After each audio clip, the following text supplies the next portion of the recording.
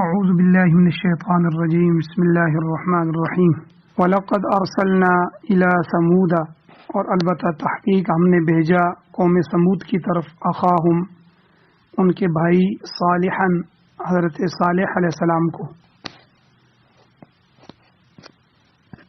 ان اعبدوا اللہ یہ کہ ان لوگوں سے کہو کہ تم عبادت کرو اللہ تعالی کی فَإِذَا هُمْ فَرِيقَانِ بس اچانک وہ دو فریق ہو گئے، دو فرقے ہو گئے، یختصمون اور جھگڑنے لگے۔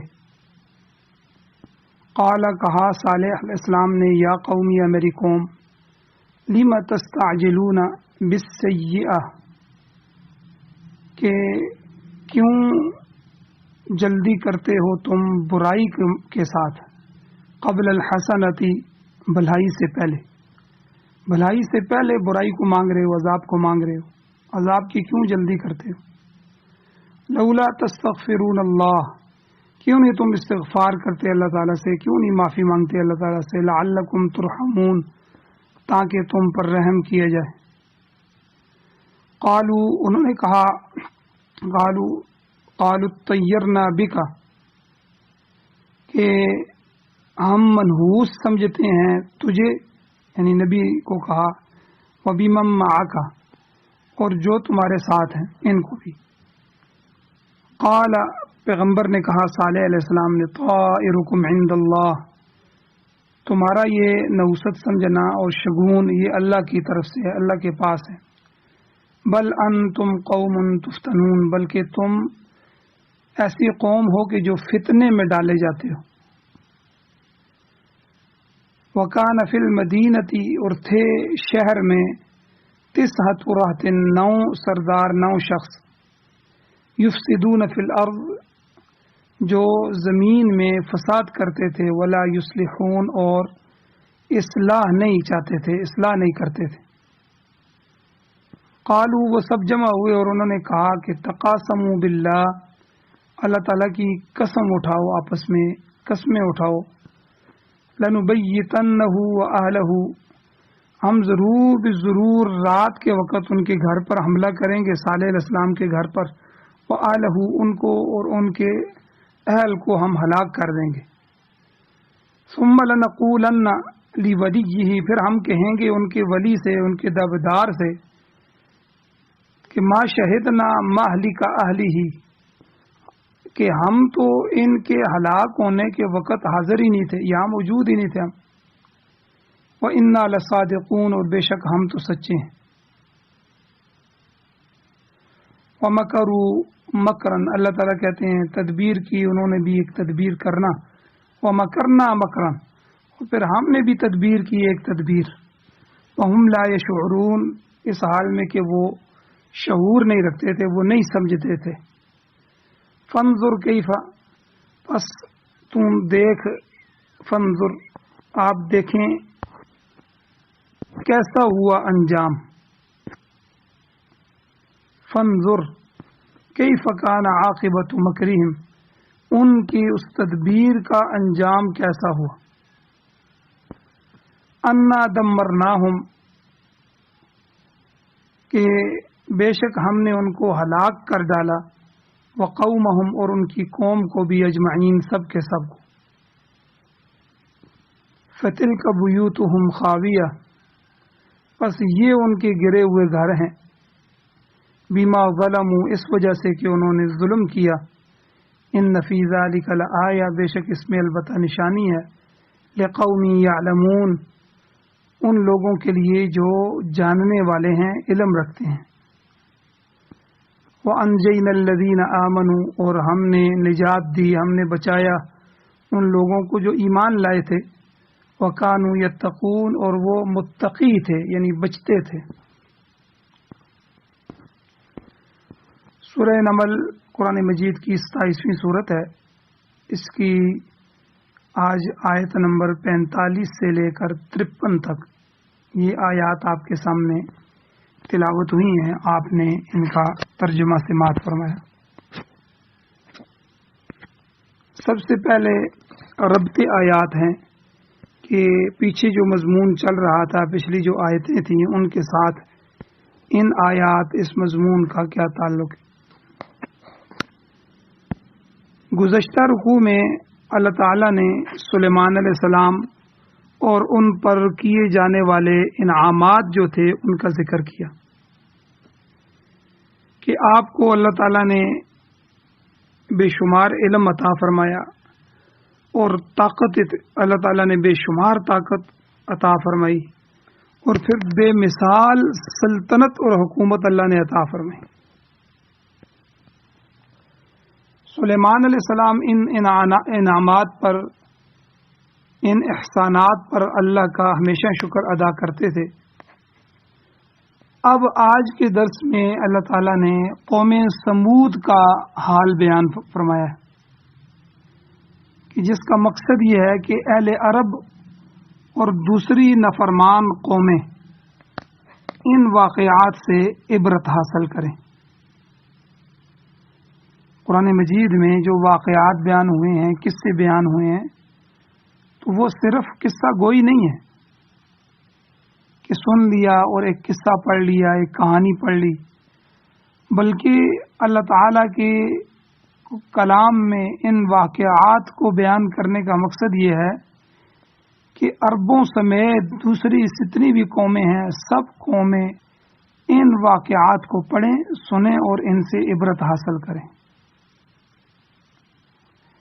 اور دوسری بات، سلیمان علیہ السلام اور قوم سمود کے واقعات میں کسی قدر مماثلت بھی پائی جاتی ہے، جس کی وجہ سے دونوں اقوام کے حالات میں باہمی ربط بھی ہے۔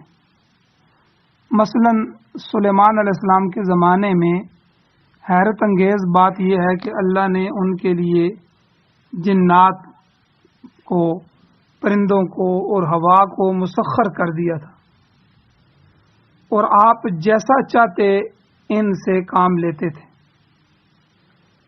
ادھر صالح علیہ السلام کے واقعات میں حیرت انگیز واقعہ یہ ہے کہ قوم کی فرمائش پر اللہ نے چٹان میں سے ایک بہت بڑی اونٹنی نکالی۔ تو اس سے پہلے موسیٰ علیہ السلام کے معجزات کا ذکر بھی ہوا ہے، وہاں بھی حیرت انگیز نشانیاں ظاہر ہوئیں۔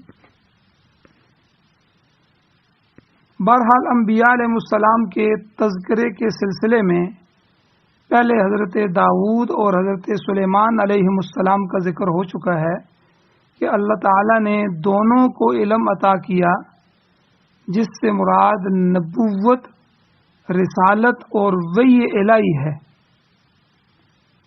کہ صرف یہی علم یقینی علم ہے۔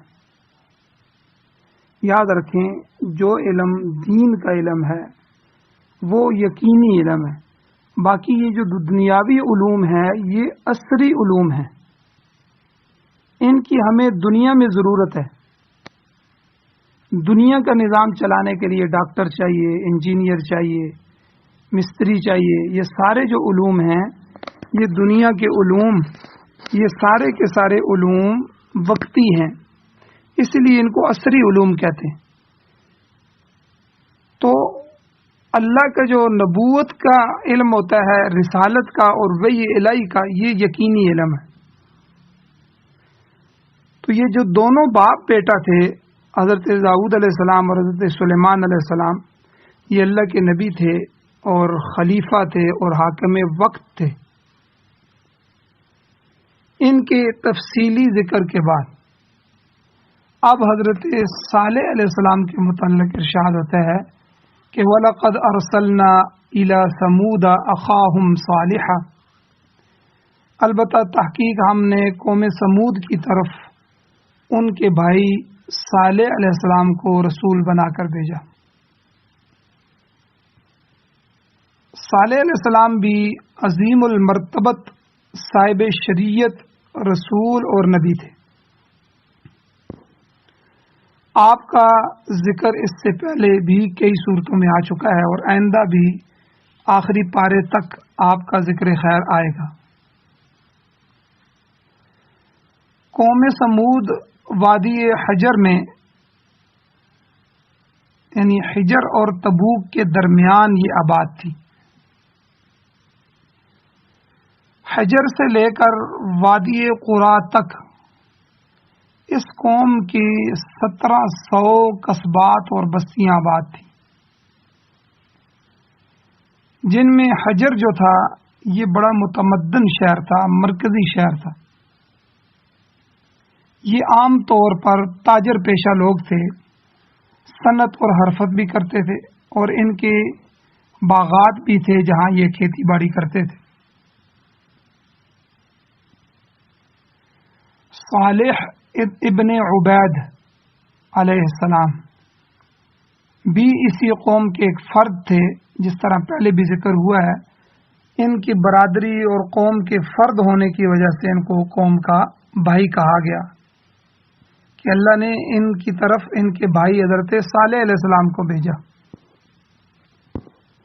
بہرحال جب اللہ تعالی نے آپ کو رسول بنا کر قوم کی طرف بھیجا تو آپ نے سب سے پہلے قوم کو یہی پیغام دیا، ان اعبدوا اللہ، لوگوں صرف اللہ کی عبادت کرو،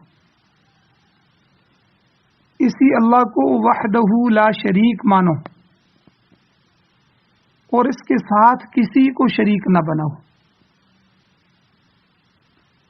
ان لوگوں نے اپنی مختلف حاجات کے لیے مختلف معبود بنا رکھے تھے، یہ کھانے دینے کا ہے، یہ بیماری دور کرنے کا معبود ہے، یہ فلاں کا ہے، یہ فلاں کا ہے۔ تو پھر جب صالح علیہ السلام نے ان کو پیغام حق سنایا تو فَإِذَا هُمْ فَرِيقَانِ يَخْتَصِمُونَ، تو وہ دو گروہ بن کر آپس میں جھگڑنے لگے۔ ظاہر ہے ایک گروہ ایمانداروں کا بن گیا جو صالح علیہ السلام پر ایمان لے آئے، انہوں نے اللہ کی وحدانیت کو تسلیم کر لیا اور شرک سے توبہ کر لی، اللہ کی توحید پر آ گئے۔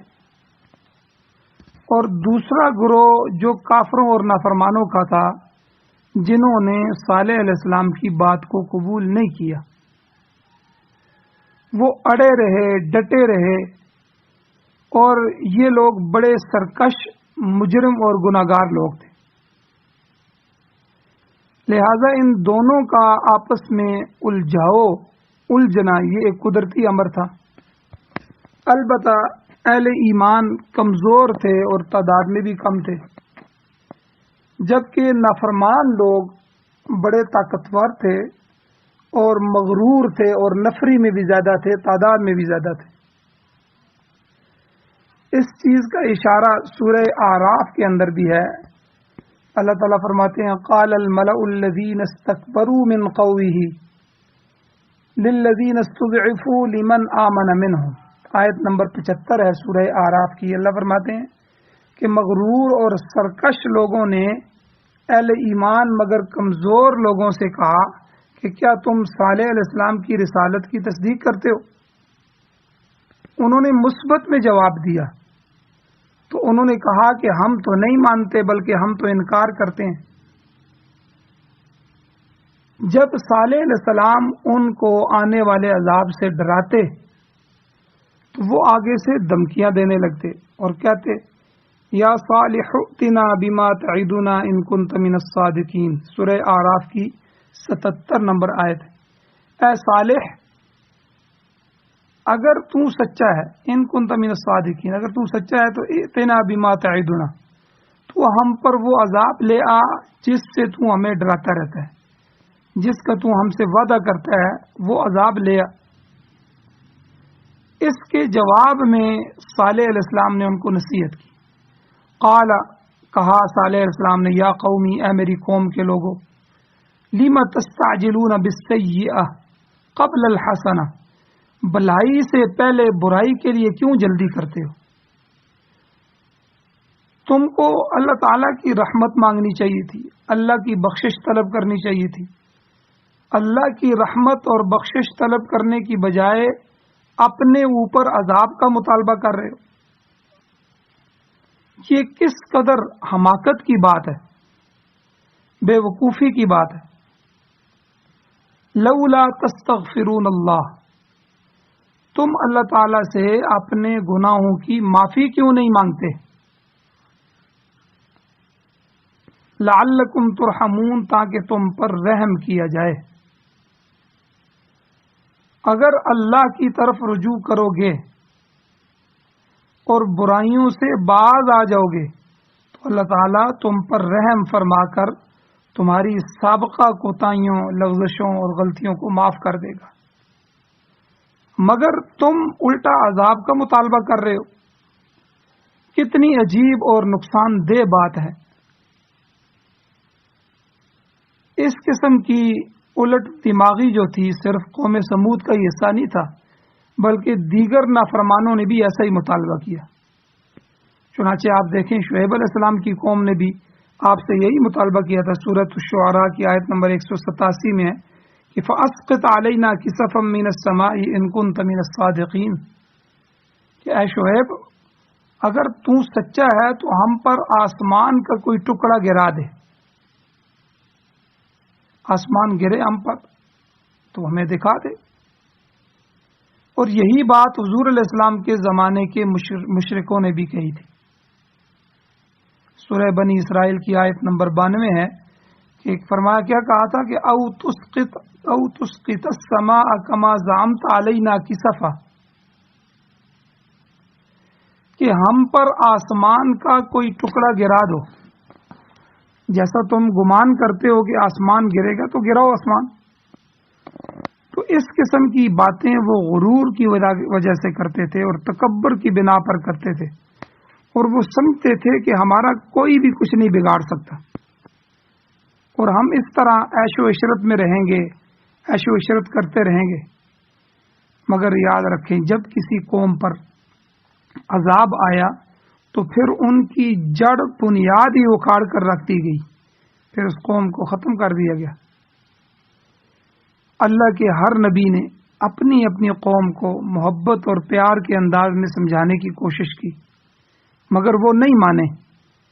تو اللہ تعالیٰ نے یہاں پر صالح علیہ السلام کی قوم کا ذکر کیا ہے کہ جب آپ نے نصیحت آموز باتیں کی، ان کو سمجھانے کی باتیں کی، تو آگے سے قوم نے کیا جواب دیا؟ قالو، تو وہ کہنے لگے اے صالح علیہ السلام، اطیرنا بک و بمن معک، ہم تجھے اور تیرے ایماندار ساتھیوں کو منحوس سمجھتے ہیں کہ تمہارے منحوس قدم پڑے ہیں تو ہمارے یہاں کات پڑ گیا ہے، تمہاری نحوست کی وجہ سے بارش رک گئی ہے، تمہاری نحوست کی وجہ سے ہم پر طرح طرح کی مصیبتیں وارد ہو رہی ہیں، اور گھر گھر میں دیکھو لڑائی شروع ہو گئی ہے، باپ بیٹے سے اور بھائی بھائی سے الجھ رہا ہے. اسی طرح خاوند اور بیوی کے درمیان مخاصمت، لڑائی اور جھگڑا پیدا ہو چکا ہے. تو یہ سارے فتنے تمہاری نحوست کی وجہ سے برپا ہو رہے ہیں. جب سے تم نے ہمیں واعظ کرنا شروع کیا ہے ہمارا کھانا خراب ہو گیا ہے، نعوذ باللہ من ذالک. تو یہ نحوست جس کی طرف قوم نے اشارہ کیا، تو اس کے جواب میں صالح علیہ السلام نے کیا کہا؟ قال طائرکم عند اللہ، اللہ کے نبی نے کہا کہ تمہارا شگون یا تمہاری بری قسمت یہ تو اللہ کے پاس ہے، اس میں کسی مخلوق کا کوئی اختیار نہیں ہے. بارشوں کو روکنا یہ پیغمبروں کے اختیار میں نہیں ہے، بارشیں دینا بھی پیغمبر کے اختیار میں نہیں. کات کو دور کرنا بھی اللہ کے اختیار میں ہے، کات لانا بھی اللہ کے اختیار میں ہے. مخلوق کو ان چیزوں میں تو کوئی اختیار نہیں ہے. تمہاری جو بری قسمت آئی ہوئی ہے طائرکم عند اللہ، یہ اللہ کی طرف سے ہے، اللہ ہی تقدیر کو لکھنے والے ہیں، اور یہ تکلیفیں میری وجہ سے اور میرے ساتھیوں کی وجہ سے نہیں ہیں، بلکہ تمہاری بدعمالیوں کی وجہ سے ہیں، تمہارے کفر کی بنا پر ہے، تمہارے شرک اور معاصی اور گناہوں کی وجہ سے آ رہی ہیں. طیارہ طائرکم یہاں آیا، طیارہ شگون کو کہتے ہیں. یہ لفظ طیر کے مادے سے ہے. پہلے زمانے میں لوگ پرندوں کو اڑا کر شگون لیا کرتے تھے. طائر پرندے کو کہتے ہیں، اڑنے کو. مثلا کس طرح شگون لیتے تھے کہ پرندوں کو اپنے ہاتھ سے چھوڑتے اڑاتے تھے. اگر وہ پرندہ اڑا اور اڑ کر دائیں طرف مڑ گیا تو نیک شگون لیتے تھے کہ مطلوبہ کام بن جائے گا، اب ہمیں یہ کام کرنا چاہیے. اور اگر پرندہ بائیں طرف چلا جاتا تو شگون بد سمجھتے تھے کہ یہ ہمارا کام پایہ تکمیل کو نہیں پہنچے گا، لہذا اس کو چھوڑ دیتے تھے. حدیث میں آتا ہے کہ حضور علیہ الصلوۃ والسلام نے ارشاد فرمایا الطیرۃ من الشرک، کہ شگون لینا شرک کی ایک قسم ہے. یہ بیماری دیکھیں آج بھی ہمارے معاشرے میں پائی جاتی ہے. کہیں الو بیٹھا دیکھ لیا تو اسے ویرانی پر محمول کر لیا، اب گھر یہ ویران ہو جائے گا، اب اس میں آبادی نہیں ہوگی، اب تباہی آئے گی کیونکہ الو جو ہے یہاں بیٹھا ہوا ہے. حالانکہ یاد رکھیں الو کے بیٹھنے سے کوئی ویرانی کا کوئی تعلق نہیں ہے. کسی گھر کو ویران کرنا یا کسی کو تباہ کرنا یہ اللہ کی طرف سے ہوتا ہے. جب اللہ چاہتے ہیں تو آباد کرتے ہیں، جب اللہ چاہتے ہیں تباہ کر دیتے ہیں. اسی طرح گھر سے نکلتے وقت اگر کالی بلی نے راستہ کاٹ لیا تو برا شگون سمجھ لیا کہ اب کام نہیں ہوگا جی، اب گھر واپس چلے جاؤ، اب اس کام کے لیے آج نہیں نکلنا کیونکہ کالی بلی جو ہے وہ آگے سے گزر گئی. حدیث میں آتا ہے کہ حضرت معاویہ سلمی رضی اللہ تعالیٰ عنہ حضور کے صحابی ہیں، جب حضور علیہ السلام کی خدمت میں حاضر ہوئے اور حاضر ہو کر اسلام لائے تو انہوں نے حضور سے عرض کیا منا یتطیرون، کہ حضور جاہلیت کے زمانے میں ہم پرندوں کو اڑا کر شگون لیا کرتے تھے، یہ کیسا ہے؟ حضور صلی اللہ علیہ وسلم نے فرمایا یہ محض وہم ہے اور اسے کسی کام میں رکاوٹ نہیں بننا چاہیے، بلکہ اپنا کام جاری رکھو اور شگون کی بنا پر کسی کام کو ترک نہ کرو، کسی کام کو نہ چھوڑو. اور جو شخص شگون کو مؤثر سمجھتا ہے تو وہ شرک کا مرتکب ہو رہا ہے. یاد رکھیں مؤثر بالذات اللہ کی ذات ہے. ہر چیز کے اندر تاثیر پیدا کرنا یہ اللہ کا کام ہے. کوئی الو جو ہے یا کوئی اور چیز یہ کسی کے اندر بربادی، تباہی یا کوئی اور اچھائی پیدا نہیں کر سکتی. تو اس شگون کو جو شخص مؤثر سمجھتا ہے کہ اسی کی وجہ سے یہ ہو رہا ہے تو یاد رکھیں ظاہر بات ہے یہی اللہ کی ذات کے ساتھ شریک ٹھہرانا ہے، یہ آدمی شرک کا مرتکب ہو رہا ہے. تو بہرحال صالح علیہ السلام نے قوم کے لوگوں سے کہا کہ تم ہماری موجودگی کو بدشگون قرار دیتے ہو، حالانکہ تمہارا شگون تو اللہ کے پاس ہے. وہ اللہ تمہاری شرارتوں کی وجہ سے، بدعمالیوں اور گناہوں اور ضد اور تعصب کی وجہ سے کات سالی اور دوسری مصیبتیں لے کے آتا ہے. تو یہ سب کا سب تمہاری شرک کی نوست ہے جسے تم ہماری طرف منسوب کر رہے ہو. اور فرمایا حقیقت یہ ہے کہ بل انتم قوم تفتنون، بلکہ تم لوگ فتنے میں ڈالے گئے ہو.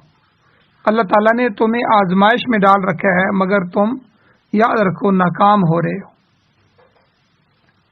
آگے ارشاد ہوتا ہے، اللہ فرماتے ہیں وَكَانَ فِي الْمَدِينَةِ تِسْعَةُ رَهْطٍ، شہر حجر جو تھا اس میں غنڈہ قسم کے 9 آدمی تھے جو ڈاکو اور غنڈے تھے، بدماش قسم کے. دراصل راحتن یہ 3 سے لے کر 9 تک کے گروہ کے لیے استعمال ہوتا ہے، ایک پورا گروہ. یہ بدکماش قسم کے، ڈاکو قسم کے، غنڈے قسم کے جو ہے 9 شخص تھے. یفسدون فی الارض، جو زمین میں فساد کرتے تھے. ان کا کام بھی کیا تھا؟ مار دھاڑ کرنا، لوٹ مار کرنا، قتل و غارت کرنا اور غنڈہ گردی جو تھی یہ ان کے اصل کام تھے. دراصل یہ 9 خاندان تھے جن میں سے ہر فیملی کا، ہر خاندان کا ایک ایک نمائندہ مل کر یہ گروہ بن گیا تھا. انہوں نے غنڈہ گردی کا بازار گرم کر رکھا تھا.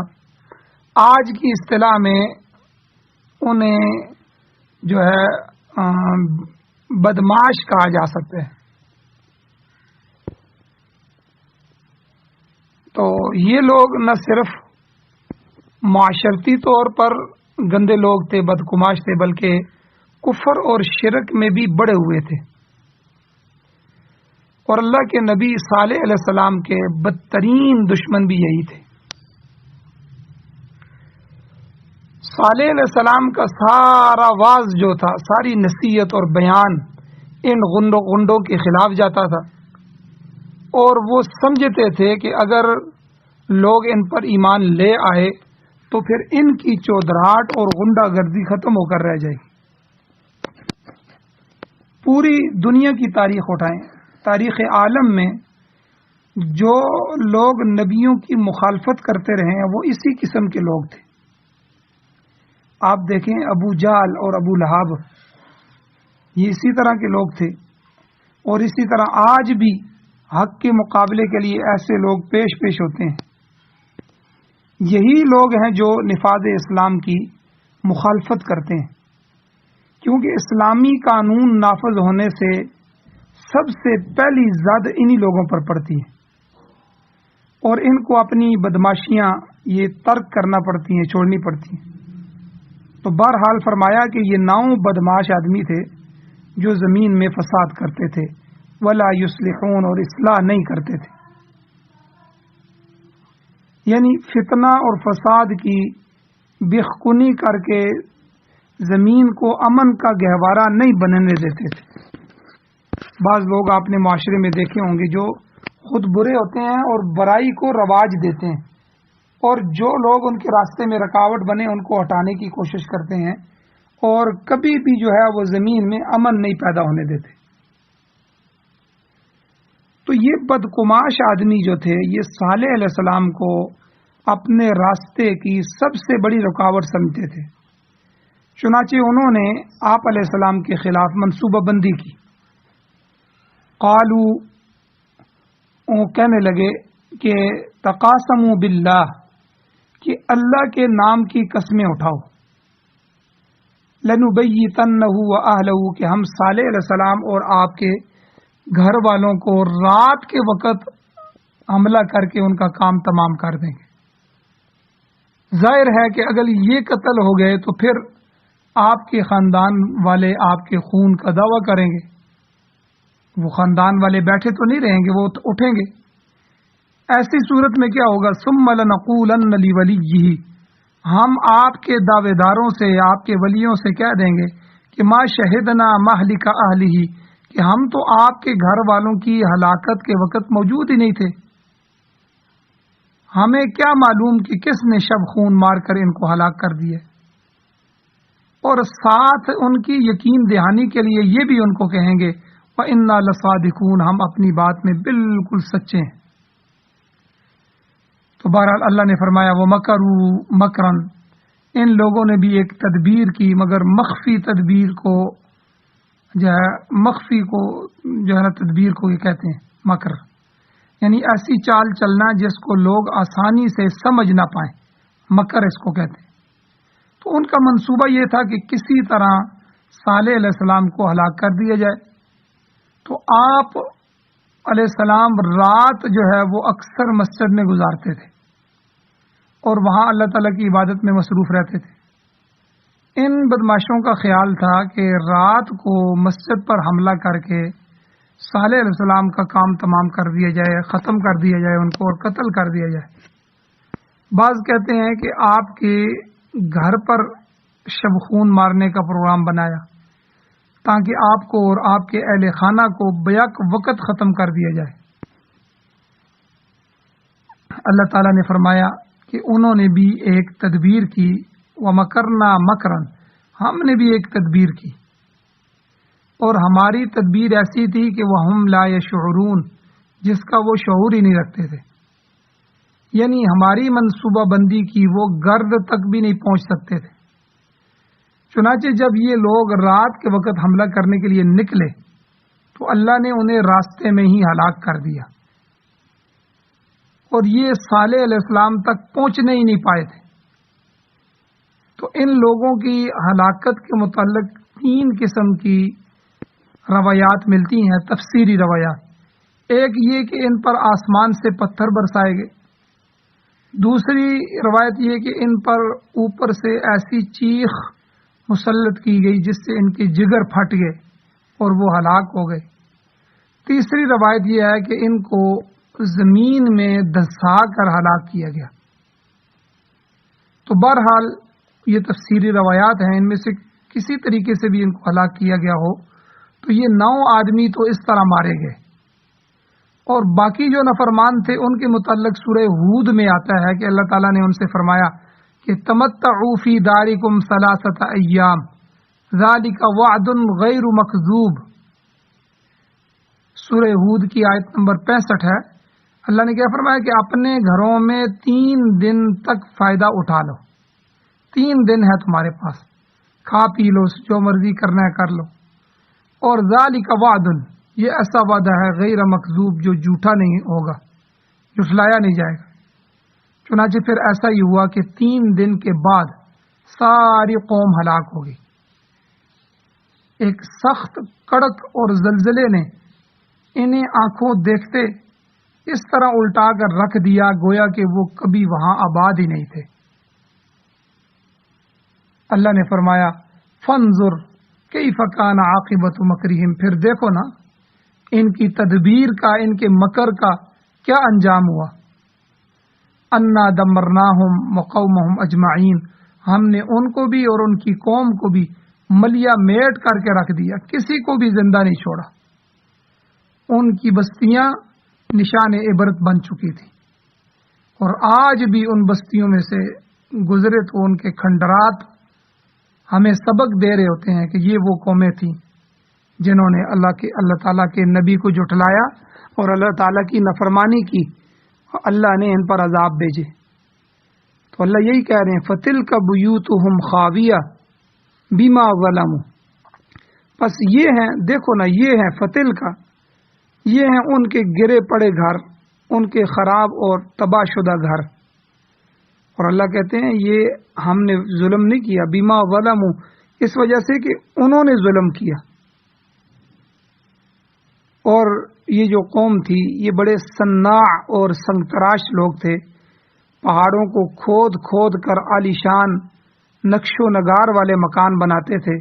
اللہ تعالیٰ نے فرمایا کہ آج ان کے محلات کے کھنڈرات ہی باقی رہ گئے۔ جو لوگ وادی تبوک سے گزرتے ہیں، تبوک کی وادی سے، تو یہ کھنڈرات آج بھی ان کو دعوت فکر دیتے ہیں کہ دیکھ لو ظلم و ستم کرنے والوں کا انجام کیا ہوتا ہے۔ اور اللہ نے کیسا نشان عبرت بنایا، فرمایا ان فی ذلک لآیۃ لقوم یعلمون، بے شک اس میں نشانی ہے ان لوگوں کے لیے جو علم اور سمجھ رکھتے ہیں۔ نصیحت کی یہی بات اللہ تعالی مشرکین مکہ کو بھی فرماتے ہیں، اور دیگر نافرمان اور مغرور قسم کے لوگوں کو اللہ سمجھانا چاہتے ہیں کہ اللہ کے نبی کی مخالفت اور اس کو ہلاک کرنے کی کوشش، اس کا یہی نتیجہ نکلتا ہے۔ اللہ تعالیٰ اپنے نبیوں کی حفاظت کرتا ہے، اور اللہ تعالیٰ نے ہلاکت کا منصوبہ بنانے والوں کو پہلے ہی ہلاک کر دیا، اور اس قوم کے کھنڈرات پوری انسانیت کے لیے درس عبرت بنے ہوئے۔ آگے اللہ نے فرمایا وَأَنْجَيْنَا الَّذِينَ آمَنُوا، ہم نے اہل ایمان کو اس عذاب سے بچا لیا۔ حضرت صالح علیہ السلام پر ایمان لانے والے بھی ہزاروں آدمی تھے جو اللہ کی گرفت سے محفوظ رہے۔